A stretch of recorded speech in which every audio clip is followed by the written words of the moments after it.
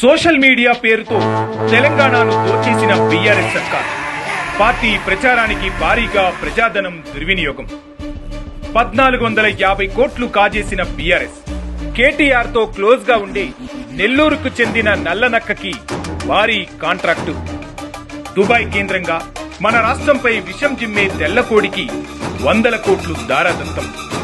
ఎర్రపందికి ఆయుచిత లబ్ధి కలిగేలా వ్యవహరించిన కేసీఆర్ ఫ్యామిలీ